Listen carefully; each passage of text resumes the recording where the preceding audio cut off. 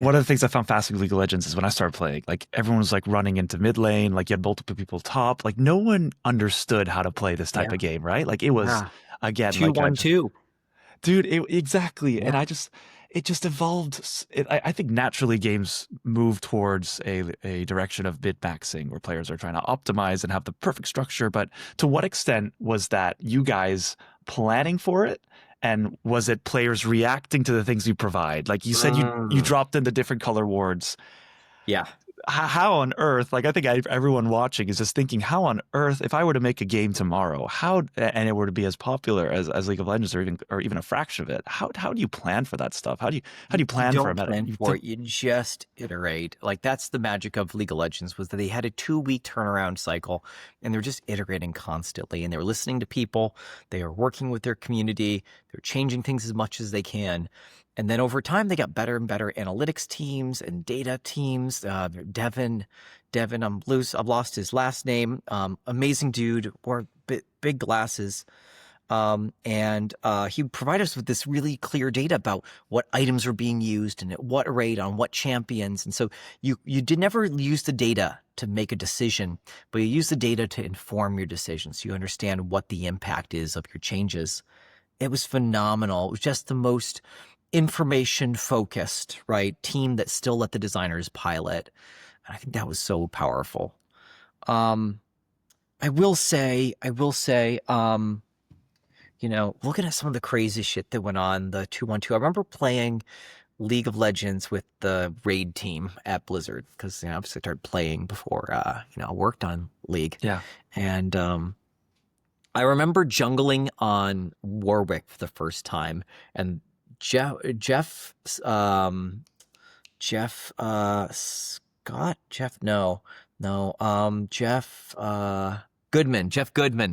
was top laning solo. And it was 2 versus 1. He's like, why aren't you in lane with me? I'm like, no, this is the way the game is supposed to be played. I will get more powerful killing jungle things with this guy. And when I'm level 6, I'll show up and you'll be way strong. But he didn't know how to like sit back and auto attack. And I think he was playing like Darius or Garen or something like that top. And so he was like, what the fuck am I supposed to be doing? Right. And I didn't go up and I didn't know to gank. And he was super frustrated. And I'm like, no, this is going to be better. But they didn't get it. And I didn't know how to execute it well to prove it to them. And so then I had to start going back and laning until level 2 or 3. And then I could go to the jungle. Right. And yeah, God, it's one of those things where players discover things and there's pathways to things, but you don't know how much better it is. And a lot of that stuff only becomes effective once there's social buy-in from the community, right? So it wasn't until people watched more professional players. It's like, oh yeah, jungler. Look at how he just came out of the jungle and annihilated those top laners, right? And then someone else is in the jungle too. And then once it's one-on-one top lane, the pressure's off, and then all of a sudden everyone's jungling, right? You have to watch how communities shift and adapt, and then change your playbook effectively. Yeah, the ebbs and Same, flows. yeah. Just the same way that when people started flipping bot lane, top lane to put 2v1 and then trying to tower rush, designers had to adapt. They had to change the rewards for top lane and bottom lane and put plating and all these other things to make it to disincentivize that behavior, because it brought back the worst of the experience rather than the best of the experience when 2v2 laning. I will say that 2v2 laning with 2 melees was actually kind of a fun experience. And that was lost when the jungler phase came in and was dominant and strong. So yeah, you just have to be flexible and constantly adapting, and then create tools that might make it possible for people to break out of the rut, and just keep nudging the power of that tool until the rut is broken. And then you see, is that game experience better? And then if it's equivalent, you tamp it back so it's about balanced. You always want to have like I guess the big advice I have for anyone who's making a multiplayer game like this Yeah. is you want to tamper the balance to be in favor of the less popular strategy, the more difficult strategy, the thing that is harder to execute, that requires more social buy-in. You need to like push it for like 15, 20% too strong for people to buy in and learn it. And once it's socially adopted as a viable strategy, then you need to tamper it back down to fair. If you don't do that, people won't overcome that resistance. People are in ruts, right? And they need a certain amount of pull to break themselves out of those ruts. Same thing with specs on WoW, same thing with new champions, same thing with anything that breaks humans out of their pattern. If it's not about 15 to 30% appealing, they're not going to change. And it's such a nuance, right? Because how do you Yeah. say 15 to 30% better? Like obviously you can look at the I metrics. can explain that actually. There's a very good reason why I would say 15. So the actual number is 1/8. Okay. You need to be 12.5% better for something to be viable. And that's what we found on World of Warcraft when we're looking at power upgrades on items, was that you had 12 slots. I think, or no, yeah, 8 major slots and a bunch of little ones, right? And if we did anything less than 13% across a new tier of gear, people said, it kind of doesn't really hit. And so we said, well, let's shoot for like 13 to 15. And it turns out that happens to be the threshold of where people are like, okay, 15%. Go look at games like Stellaris. What is the lowest? Like, not the incremental bonuses, but the things that are like modal. 10 to 15%. They're always shooting between those numbers, that 12.5. And turns out that's just a human threshold for things are easier enough that the relearning feels valuable. Simple truth is, if you do something 100 times, that 1% improvement is actually worthwhile. That's why you see like financial folks and people who understand snowballing and snacking are like 2% margins make the difference if you do it every single day. But for the normal person, it's like 12. All right. And so when you really want to hammer something home, you make something 30% more effective. All of a sudden, people are like, oh, this is solid. Think about crits. If crits are typically in WoW, they were 100%. People are like, wow, crits are amazing. 50% was the default.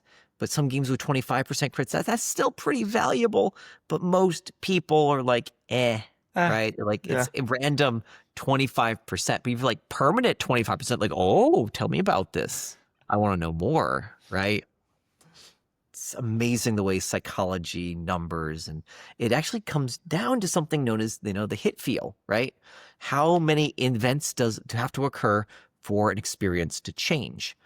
Let's just take auto attacks against a target. Yeah. If I auto attack something 10 times, if I get a 1% value, I'm still hitting that thing 10 times. Okay. I don't physically notice it. Give me a 10% damage increase, I'd kill it like 9 times. Maybe. If it regens a little bit, it's still going to be 10. You go to 12.5%, now it's going to be, let me see, that should be between 8 and 9. You feel, all of a sudden, it's now 20% faster, right? You're feeling that chunk. Yeah, 30%, you're like killing it in 6 hits. That's very noticeable.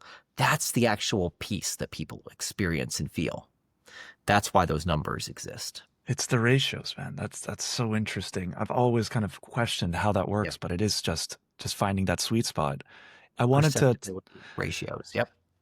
I wanted to touch back quickly on you mentioned that there was a change in values, like that you had written some blog posts before joining Riot and before joining the League of Legends team, and that they had hired you because you had written some things and you had these values that aligned with them. What was the change in values between kind of World of Warcraft that was going into kind of management mode and then Riot, which was like this young bustling company? What made you stand out?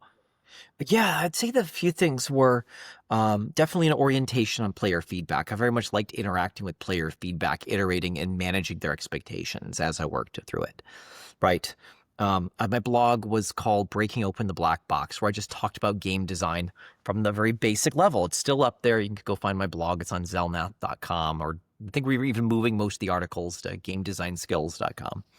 And, I talked about very fundamental, very clean things. And all of a sudden people are like, oh, this is how design works. And no one was talking about design. You had like Will Wright and was like, here's how to run a design studio. But that's not what most people wanted to know. Look at his masterclass, and his masterclass is like how to make a game as a studio. Most people don't have studios to pilot, right? They want to know how impersonal decisions were made. And so I told stories. That's the other thing is I did 2 things. I told stories, I talked to design, and I communicated with the public at a really human level, right? As clear and as human as I could be. Those were the big things. The other thing was obviously I had a mechanics design focused. I wasn't just all about fantasy and feel, which is great for games like Ori, where you're like, let's go make something whimsical and crazy. Not so great for games that need to be balanced, tightly tuned, and, iterative, right? Yeah, I think those were the key elements. I think that made it the bringing me over to Raya pretty appealing. What do you think designers need now, today, more than ever, to be successful in the industry? Like if I'm a young, bustling designer right now coming out of Mm. university, it's obviously a tough market. It's obviously Yeah. there. So many of the games now are kind of are out there. It's tough to start Mm. your own thing. What do you look for in a designer? Okay, those are three different questions. Which one There's do a you want me to three. answer I first? apologize. Let's start with the last one. What do you look for in a designer? I look for in a designer is someone who can clearly communicate, has a structured approach to iterating and developing content, and lastly, is a deep sense of empathy for both the players and for the development team and understands the impact of their decisions. Um, yeah. The reason for that is you need someone who actually obviously understands their craft, understands their product, and understands the people that are involved in both ends of that. So it's being someone who's highly communicative, but that is obsessive about a particular genre, or is it someone that's flexible? That depends on the team. I actually think that you need different kind of designers in different kind of roles, right? I tend to be more cross-genre than some folks. If you need someone who's a highly tuned person or someone who can really handle things like animation, timing, and canceling for a fighting game, you want a specialist, right? So there's a place for both. Generalists tend to be more valuable on smaller teams, but they also tend to get lost in the weeds without having something that they've specialized in.